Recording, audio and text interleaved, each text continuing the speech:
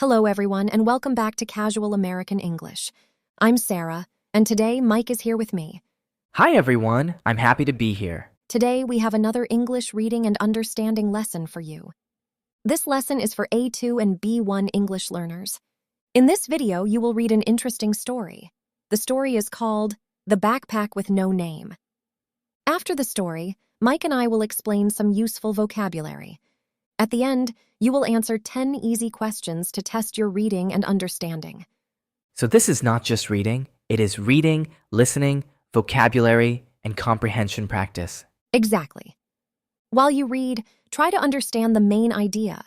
You do not need to understand every single word. Focus on the story, the people, the problem, and what happens at the end. If you need more time, pause the video and read again.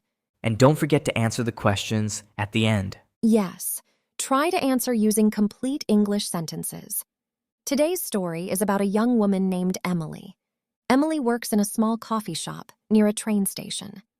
One morning, she finds a backpack under a table. There is no name on the backpack. At first, she thinks it is just a normal lost item, but later she discovers that this backpack is connected to someone's dream, someone's family, and one very important day. That sounds interesting. It is. Let's start reading.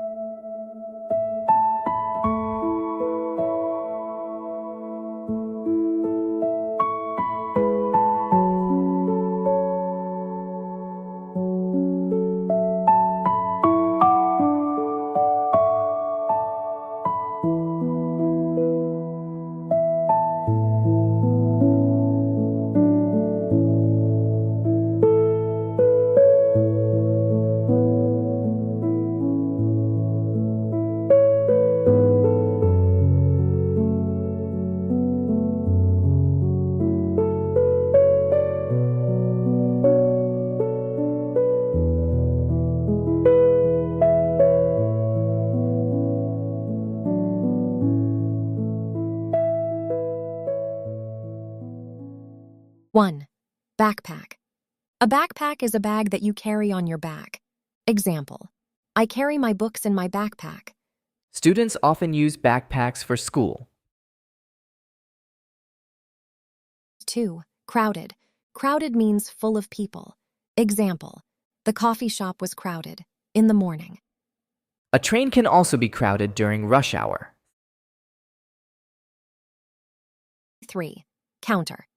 A counter is a long, flat surface in a store, cafe, or kitchen. Example: Emily, put the backpack behind the counter. 4. Interview.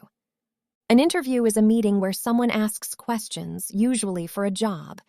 Example: Daniel had a job interview at 10:30. 5. Portfolio. A portfolio is a collection of someone's work.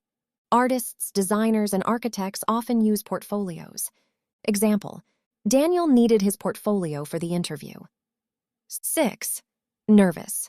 Nervous means worried or afraid about something. Example: Daniel was nervous during the interview. 7. Chance. A chance is an opportunity. Example: Daniel got another chance to show his work. 8. Proud. Proud means happy because someone did something good. Example: his mother would be proud of him. 9. Dream. A dream can mean something you want very much in the future. Example: Daniel's dream was to become an architect. 10. Kindness. Kindness means doing something good or helpful for someone. Example: a small act of kindness can change someone's life. Now it is time for reading comprehension. Pause the video after each question and try to answer by yourself. Then listen to the answer. Question 1. Where did Emily work? Answer: Emily worked in a small coffee shop near the train station. Question 2. What did Emily find under a chair? Answer: she found a black backpack. Question 3.